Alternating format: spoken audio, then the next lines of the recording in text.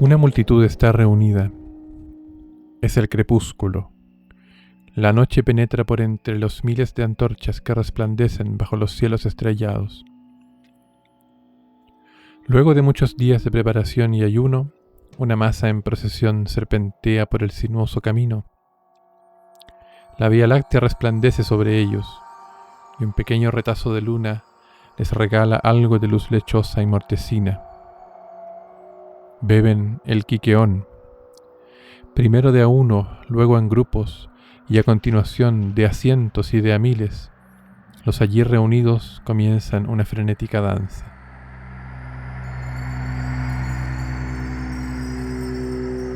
La multitud empuja en todas las direcciones, y un individuo solo puede moverse hacia donde lo hace la masa. En la oscuridad, la multitud se agita y corre en círculos por caminos inciertos en una irracional, hiperkinética actividad. La sensación de sentirse apretado, aprisionado, el miedo a ser aplastado o pisoteado hace que la angustiosa claustrofobia se manifieste en muchos. La incertidumbre reina. Tanto polvo se levanta de esta estampida humana que a kilómetros de distancia un ejército confunde la polvareda con una hueste enemiga que marcha a su encuentro. Cada individuo sabe que él o ella debe entrar en el gran salón de la iniciación. El movimiento independiente es imposible. La oscuridad arrebata toda posibilidad de orientación. Respirar se vuelve dificultoso debido a la presión de la multitud frenética. Todos están al borde del pánico. Entonces, en algún lugar una puerta aparece. Todos se abalanzan hacia ella, dirigidos por sombrías figuras. Exhaustos por la falta de sueño, el ayuno y el terror, los Mistai finalmente entran en un oscuro gran salón, jadeando y casi sin respiración. El salón se repleta. Arriba el hierofante aparece. Los ojos se enfocan en él. Se hace un silencio de muerte. El hierofante habla y luego golpea un enorme gong. El salón reverbera en un estruendoso sonido. Repentinamente, desde la cúpula superior, una enorme llamarada llena la sala de iniciación de luz. El fuego escapa por el techo y es visto en muchas millas a la redonda. Los iniciados experimentan las más espeluznantes sensaciones de horror y el más desenfrenado éxtasis de alegría. Entonces, justo antes del final, se encuentran con todo tipo de terrores, con escalofríos, temblores, sudores fríos y asombro. Llenos de horror y estupor, los iniciados son invadidos por la soledad y la total perplejidad. Finalmente, una aparición inenarrable.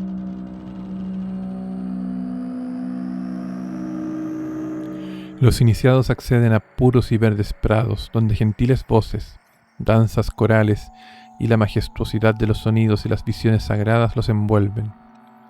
La diosa se presenta ante ello, mirando hacia abajo a la multitud impura de los no iniciados en el barro y la niebla, pisoteándose entre ellos y hacinados.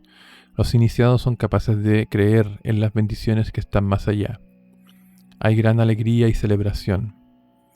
La metanoia, la transformación irreversible resultante, deja a los iniciados sintiéndose 3 veces bendecidos, porque solo para ellos hay vida. Todos los demás sufren un montón de males. Los Mistai, los iniciados, salen del gran salón de los misterios sintiéndose extraños consigo mismos, disociados. En los días siguientes perciben el mundo de una manera que jamás antes habrían podido llegar a imaginar. Todo su comportamiento cambia, ya que su visión ha cambiado de forma irreversible.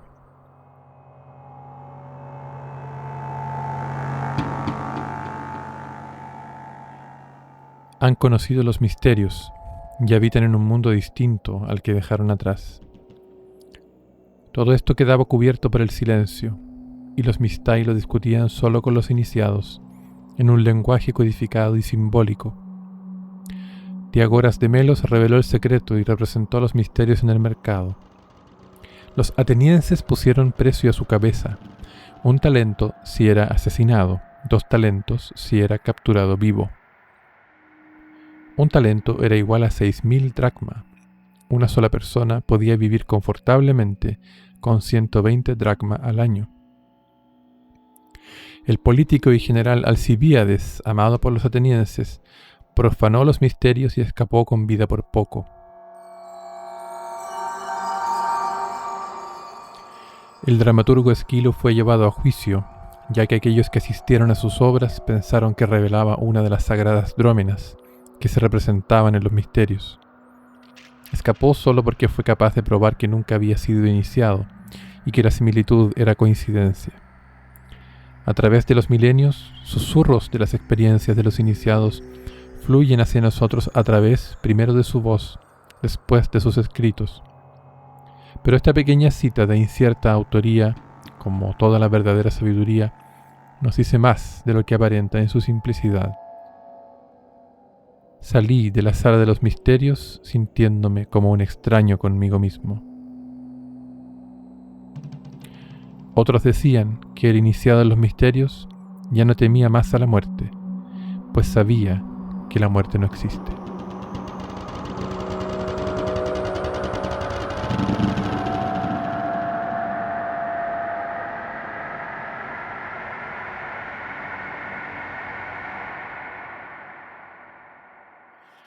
Fue hace 5 años que preparé esta introducción para el entonces programa de podcast llamado Universo Hermético. Aquel debía ser el 7º programa, el programa dedicado a los misterios de Eleusis. Y el estudio de los misterios, la preparación que yo estaba haciendo para ese programa, fue como abrir la caja de Pandora, pero en el sentido constructivo, no destructivo. Fue en realidad como encontrar un tesoro y empezar a descubrir que el baúl que lo contenía no tenía fondo, que nunca terminaban de salir las riquezas. Por lo tanto, todo el proceso de estudio para ese programa acerca de los misterios fue abriendo puertas nuevas de conocimiento y también puertas nuevas dentro de mí mismo. Y todo aquello generó un entrampamiento que finalmente culminó en mi decisión de terminar con el programa, entre otras razones porque me di cuenta de que había cosas de las que no podía hablar y de las que no debía hablar.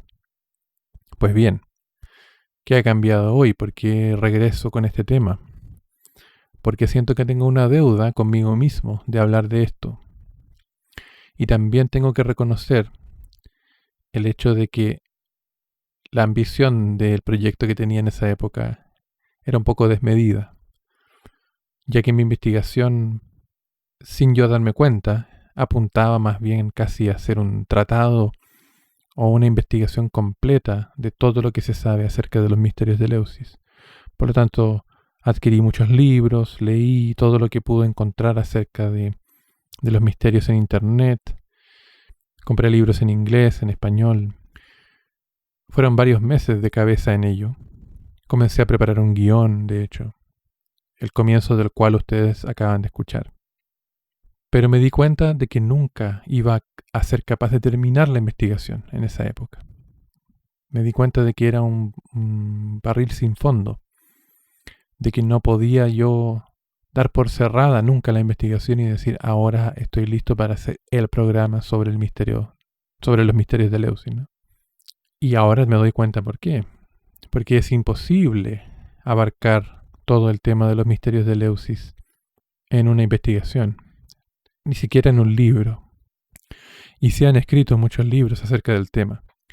No tantos libros como en el caso de otros temas esotéricos populares, digámoslo así, ni de cerca. De hecho, es un tema, el de los misterios de Eleusis, es un tema bastante secreto aún al día de hoy. Hay poca investigación concluyente respecto a qué fueron los misterios de Eleusis. Pero lo cierto es que para todo aquel que emprende los estudios esotéricos, que emprende la búsqueda de las verdades profundas del cosmos, del universo, ¿no? De la naturaleza, en fin. Para todo aquel que emprende ese viaje, tarde o temprano, los misterios de Eleusis se le van a aparecer en el camino, porque consistían en el rito más sagrado de la antigua Grecia. Ya les he relatado en qué fallé con respecto a ese proyecto antiguo de universo hermético. Fui demasiado ambicioso. Ahora lo que me propongo hacer es saldar un poco esa deuda, no con una investigación tan acabada como quise hacerla, sino con un comentario simplemente, con un relato más personal, porque de eso se trata este podcast. Yo no voy a dar aquí versiones definitivas de nada, no voy a proponerme tener la última palabra acerca del tema, para nada. De hecho, quienes deseen investigar acerca de los misterios pueden ir a lugares mucho mejores que este pequeño comentario de podcast que voy a hacer ahora. En el mismo YouTube hay algunos documentales interesantes en español, otros tantos en inglés. Pocos, pero buenos, algunos. Y libros también, ¿no? Libros que tratan el tema. Algunos tangencialmente, unos pocos lo tratan directamente. Pero lo cierto es que me hice yo esa pregunta en esa época y me la hago ahora de nuevo. ¿Qué tengo yo que aportar acerca del tema? ¿Por qué hablar sobre los misterios de Eleusis cuando una de las máximas herméticas más fundamentales nos dice que siempre es mejor hablar de menos que hablar de más? Y tanto mejor será no hablar. Bueno, lo que sucede es que, como les decía, tengo esta deuda con el tema y quería comentar algunas cosas que he descubierto en estos años de búsqueda, en estos 5 años desde que abrí ese cofre de tesoros que es el tema de los misterios de Eleusis, y compartir algunas de las reflexiones y algunas de las ideas que fueron surgiendo con el pasar del tiempo.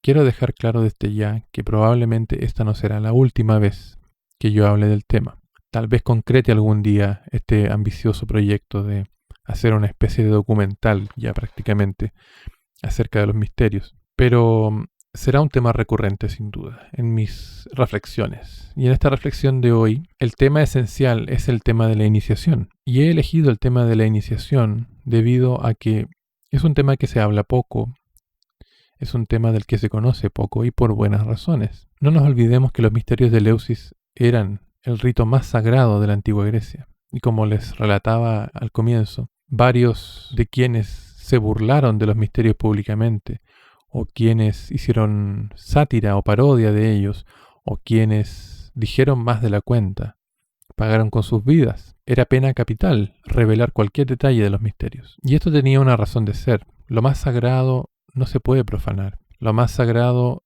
debe dignificar a quien recibe el conocimiento. Uno debe hacerse digno del conocimiento. Por lo tanto, uno no puede divulgarlo a quien no ha hecho la preparación. Eso es algo esencial de entender. Y la verdad es que también un hecho circunstancial me hizo hablar de este tema en este programa, en este podcast de hoy, porque hace un tiempo me preguntaron acerca de los estudios alquímicos y de los estudios herméticos. Me hicieron una pregunta muy, muy relevante y muy atingente. Y seguro que si quien me la hizo está escuchando sabrá en qué momento me la hizo, ¿no? Lo recordará. La pregunta fue la siguiente: ¿por qué el secreto? ¿Por qué si hay un conocimiento maravilloso, poderoso, transformador, por qué ese conocimiento debe velarse?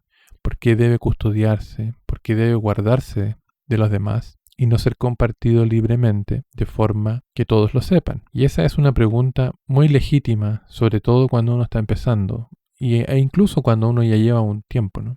Investigando y buscando. Y yo le dije a esa persona que el hecho de que me hiciera esa pregunta habla muy bien de esa persona, porque quiere decir que le preocupan sus semejantes, quiere decir que tiene una preocupación genuina por el mejoramiento del mundo, ¿no? Dicho esto, también debo decir que esa pregunta viene también de la noción racionalista o cientificista de hoy, de que el conocimiento nos da progreso y de que ese progreso nos trae comodidad y bienestar. Entonces, desde ese punto de vista, si hablamos, por ejemplo, de un conocimiento científico, de un descubrimiento científico, uno debiera decir, pero si existe la cura del cáncer, supongamos, ¿no? Si existe la cura del cáncer, ¿por qué no compartirla con todo el mundo? Y claro, desde ese punto de vista es muy legítimo. Es muy legítimo. Sin duda que la cura del cáncer existe y está oculta porque hay gente que le interesa mantener oculto eso, pero por intereses mezquinos, ¿ah? Por intereses económicos, etcétera, ¿no? Por todo el negociado que hay alrededor del tratamiento del cáncer que genera mucho dinero.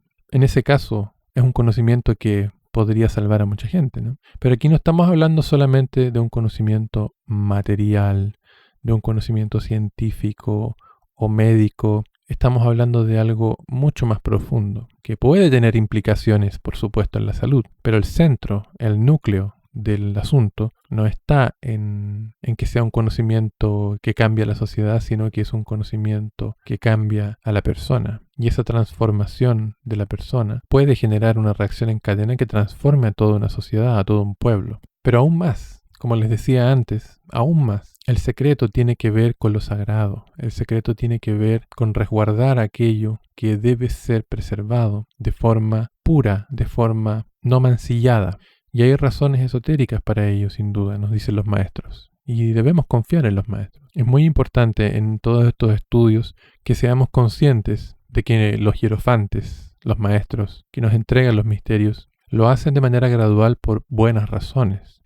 No porque sean mezquinos, no porque tengan un interés de controlarnos o de transformarnos en sus súbditos. Un verdadero maestro no le importa eso, a un verdadero maestro no le interesa tener súbditos que lo alaben. Eso ocurre con los falsos maestros que forman sectas, ¿no? Y de eso ya tenemos ejemplos sobrados en la historia de las calamidades que generan. No se trata de eso, para nada. El secreto es porque es algo precioso, es porque debe ser custodiado como, por ejemplo, un bebé recién nacido. Uno no lo puede tirar al mundo así como está. Uno debe preservarlo, debe cuidarlo para que crezca, para que se haga fuerte. Un bebé es sagrado también, por lo tanto debe permanecer esos primeros días, esos primeros meses de vida bien cuidado, bien custodiado, bien abrigado, cerca del vientre de su madre, ¿no? Es otra analogía que hago para referirme a lo mismo, al hecho de que uno debe hacerse digno del conocimiento que anhela. Y además uno debe prepararse, debe templar el vaso, como decía el alquimista, ¿no? Debe templar el crisol. Un crisol que no está bien templado, un vaso filosofal que no está bien templado, explota con las presiones, con el calor, se revienta, no resiste, por lo tanto.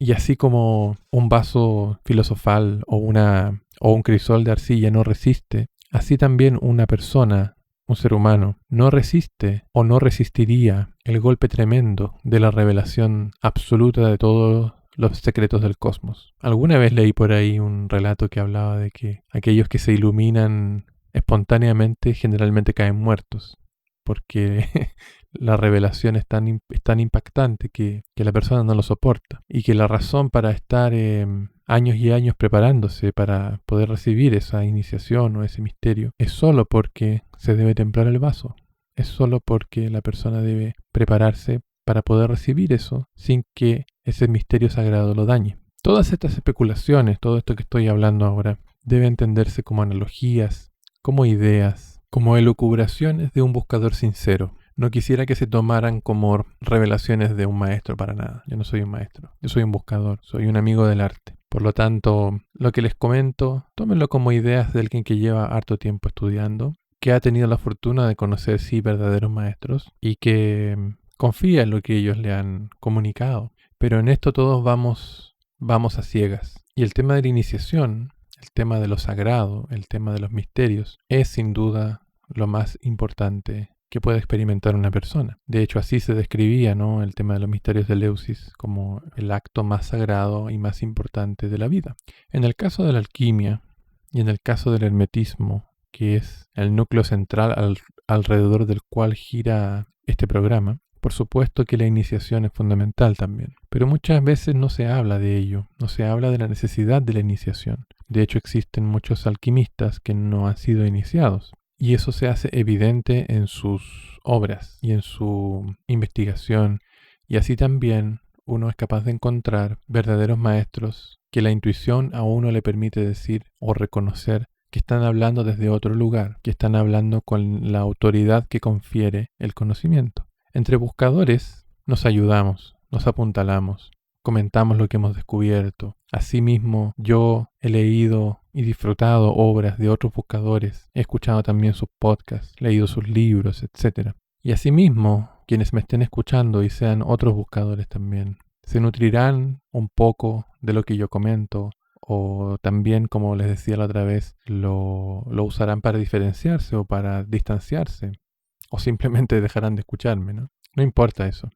Lo que importa es poder compartir la búsqueda personal con quienes están en el mismo camino. Y uno nunca sabe a quién puede asistir, a quién puede influir positivamente a través de compartir una experiencia.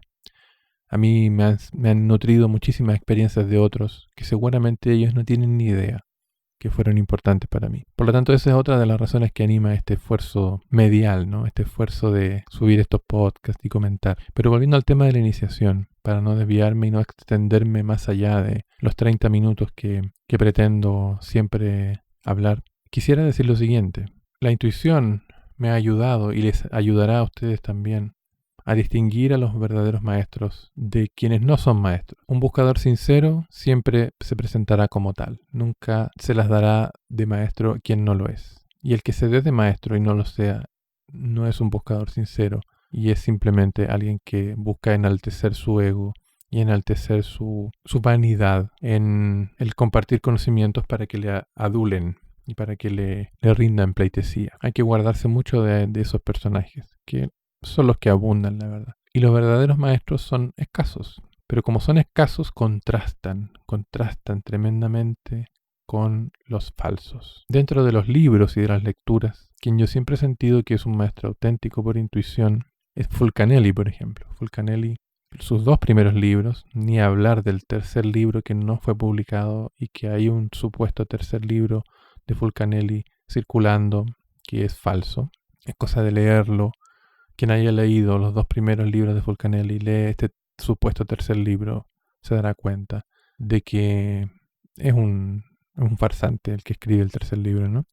Pero hablando de los 2 libros originales de Fulcanelli, El misterio de las catedrales y Las moradas filosofales, aquellos libros a mí siempre me hablaron con una autoridad indescriptible. La voz que yo sentía saliendo de las páginas cada vez que leía Fulcanelli era la voz de un maestro. Yo sentía que estaba leyendo a alguien que me hablaba con autoridad, que no estaba especulando, que me hablaba desde otro nivel de realidad y desde otro nivel de entendimiento. Y esa sensación se percibe. La persona no divaga, la persona sabe lo que está diciendo. Y no es conocimiento intelectual solamente. No se trata de una autoridad del que sabe mucho, sino que se trata de la autoridad del que está en otro plano simplemente. Y bueno, como les comentaba, en la alquimia, en el mundo alquímico de los alquimistas, quienes se han acercado a niveles más altos sabrán que la iniciación es necesaria. Quienes solo han leído libros y experimentado en sus hogares no saben de ello. No saben de ello porque todavía están en el primer nivel y no se han dado cuenta de que la iniciación es imprescindible para poder hacer alquimia y para poder hacer un trabajo espiritual verdadero. Sin iniciación, que tal cual la palabra lo dice, ¿no? Sin iniciación no puede comenzar el trabajo espiritual. Y para poder hacer alquimia operativa de laboratorio es necesario tener desarrollada la visión interior. Es necesario tener desarrollada la visión profunda de la realidad. Y así hay un montón de alquimistas sinceros, buscadores sinceros, que han escrito libros, que se han quedado en partes de la obra, se han quedado en pequeños escolios de la obra, pero no han hecho la gran obra. Cuando vemos a los maestros más reputados, cuando vemos a los maestros que son considerados canónicos dentro del mundo de la alquimia, nos damos cuenta que estamos lidiando con gente que estaba a otro nivel, como Fulcanelli, como Filaletes o Filaleteo, como Basilio Valentín, aquellos que lograron la gran obra y la transmutación, como Altus, por ejemplo, el que escribió el Mutus Liber. De hecho, todos aquellos nombres que les he dado son nombres herméticos, ya que los nombres civiles de todos estos maestros no los conocemos y no los conoceremos jamás. Así como tampoco conocemos qué pasaba realmente en los misterios de Eleusis, y no lo sabremos jamás. Por mucho que hoy en día sociedades iniciáticas se atribuyan ser continuadores de los misterios de Eleusis, Lo cierto es que jamás sabremos. Pero un comentarista de la época, el señor Pausanias, dijo que quien había conocido los misterios de Eleusis, quien había sido iniciado en los misterios de Eleusis y en los misterios órficos, sabía que eran uno y el mismo. Ahí ya nos dice algo, que los misterios órficos y los misterios de Eleusis estaban estrechamente interconectados. Y Orfeo es una figura fundamental y un poco olvidada dentro del esoterismo occidental. Mucho se habla de Hermes Trismegisto, pero poco de Orfeo. Una cosa que me di cuenta, y con esto cierro y con esto termino esta pequeña reflexión, una cosa que me di cuenta preparando ese antiguo programa que nunca fue acerca de los misterios de Eleusis, es que los secretos se resguardan solos y los misterios se resguardan solos. Y enredan la lengua y entrampan los dedos del que busca acercarse a ellos impunemente. Doy fe de ello. Así que dejo ahora que mi espíritu gobierne mis palabras y que la diosa Demeter no se ofenda por hablar de ella porque lo he hecho con mucho respeto. Los misterios sagrados no se profanan, pero yo sé que hay muchos buscadores como yo que se preguntan acerca de estos misterios. Y por eso he querido hacer esta pequeña reflexión, recordar ese esfuerzo que me enseñó mucho, que me sigue enseñando, y también asegurarle a los buscadores como yo, a los buscadores sinceros como digo yo, asegurarles que el maestro aparece cuando el discípulo está listo. No hay verdad más cierta. Y que la iniciación es fundamental para poder hacer alquimia. Todo lo que hagamos antes de la iniciación es preliminar. Es aprendizaje, es conocimiento. No es en vano, pero no es lo importante. Lo importante es lo que pasa después. Y no existe la autoiniciación, porque uno debe ser iniciado por un maestro que ya haya experimentado todo el camino. Eso es muy importante también. Por eso en la antigüedad, en Eleusis, el papel del hierofante era tan importante y era sagrado. Y de hecho era una sola familia la que ostentaba el derecho a ser hierofante. Siempre eran los miembros de una misma familia, de un mismo linaje. En fin, no quiero extenderme más del tiempo que tengo presupuestado, pero creo que ha quedado por lo menos preliminarmente claro qué me animó a hacer este programa, qué me animó a hacer esta mención acerca de la iniciación. Y qué me animó también a hablar de Eleusis y de los sagrados misterios, que no será, como les digo, la última vez que lo haga, porque queda prácticamente todo en el tintero. No he tocado nada en realidad sustancial acerca del tema, solo lo he esbozado. Pero quería hacer esta reflexión y no quería dejar pasar más tiempo antes de hacerla. Ya han pasado 5 años. No quería dejar pasar más tiempo antes de hablar de Eleusis y de hablar de la iniciación y del misterio que entraña y de la importancia del maestro en todo trabajo esotérico. Probablemente un próximo programa, no sé si el siguiente u otro, lo dedique a ese vínculo entre maestro y discípulo y la importancia que tiene dentro de la tradición hermética. Pero por hoy me despido, les dejo un cálido abrazo y nos volveremos a encontrar en otro episodio más de este podcast de Hermetis Persona.